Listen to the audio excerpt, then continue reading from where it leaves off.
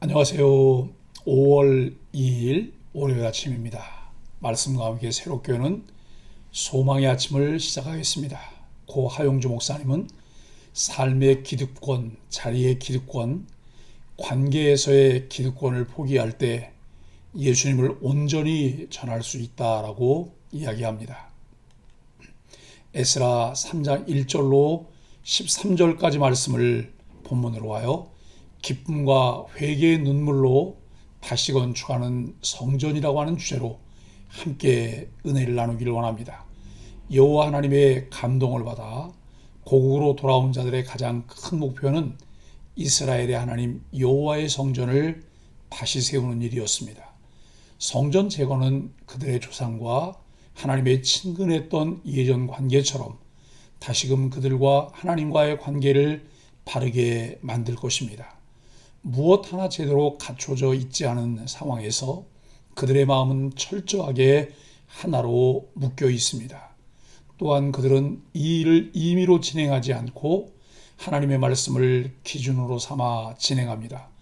외적 환경에 대한 두려움을 그들은 하나님을 의지함으로 극복하는 바른 자세를 취합니다. 고국으로 돌아온 지 둘째가 되었지만 여전히 상황은 바뀌지 않았습니다.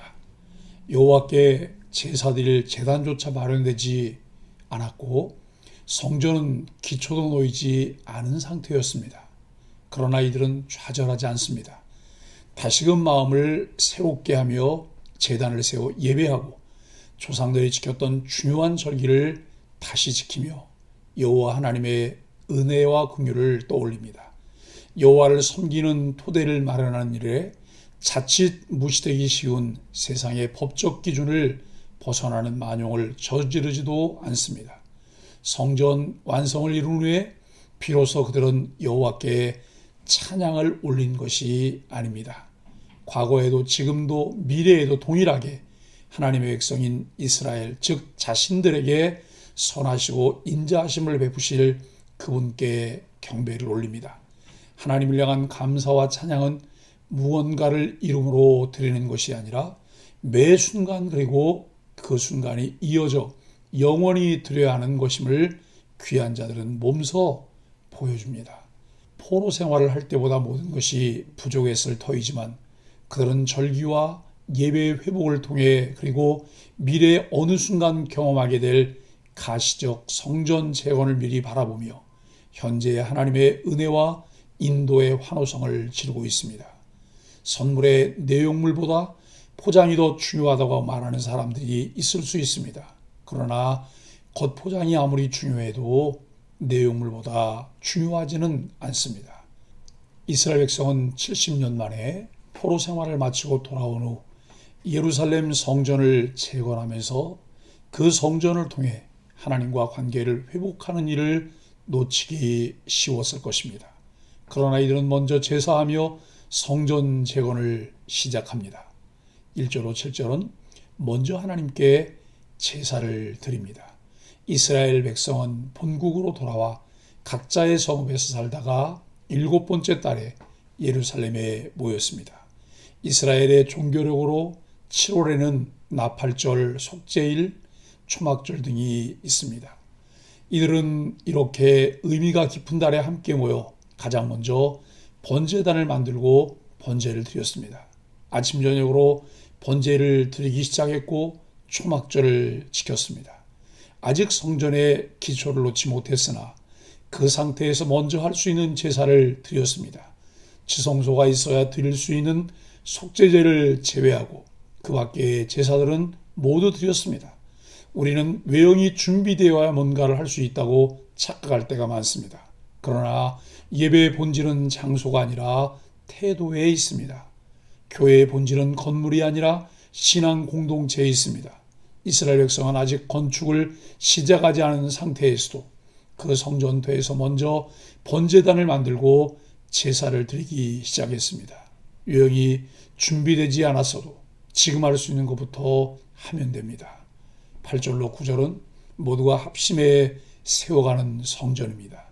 예루살렘 성전터에 도착한 지 2년 둘째 달에 성전 공사를 시작합니다. 아마도 초막절 이후에 시작된 우기를 보낸 후 건기에 접어든 때에 공사를 시작했을 수도 있고 건축 자재를 준비하는 기간이 필요해 늦어졌을 수도 있었을 것입니다. 백성이 모두 성전 건축에 참여했습니다. 지도자들도 참여했습니다.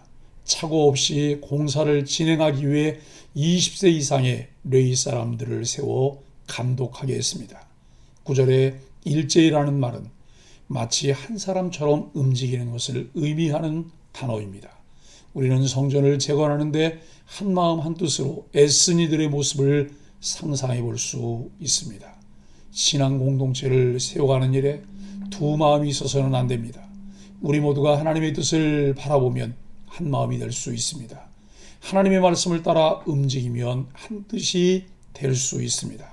10절로 13절은 감격과 찬양 속에 기초가 놓인 성전입니다. 드디어 성전 기초를 놓았다고 10절은 말씀합니다. 모두가 함께 큰 소리로 하나님을 찬양하고 함성을 지르며 기쁨을 표현합니다. 제사장 레인 족장들은 대성통곡했습니다. 밀려오는 감회를 억제하지 못했을 것입니다. 형편없이 무너져 내린 성전의 터 위에 이제 기초를 놓아 재건을 시작하면서 솔로몬 성전의 위용이 찬란했던 때를 생각했을 것입니다. 자신들의 죄악으로 인해 이러한 형편에 놓인 것 그나마 재건할 수 있다는 감격 등이 어우러져 눈물이 터져 나왔을 것입니다.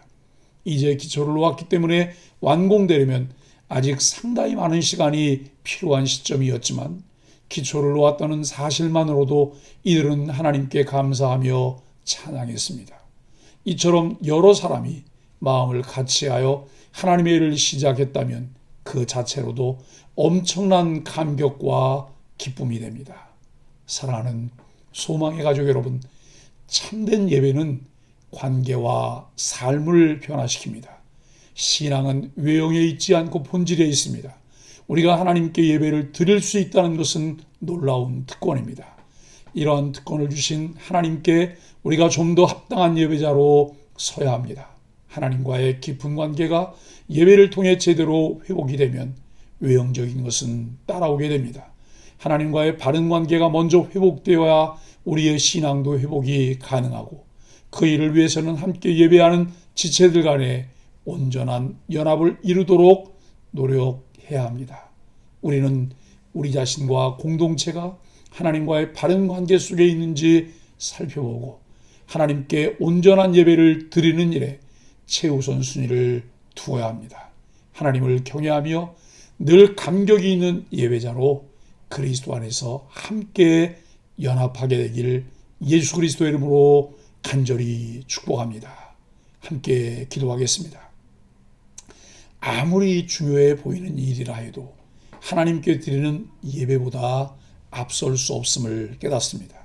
하나님이 원하시는 우선순위에 어긋나지 않는 삶을 드리게 하여 주옵소서.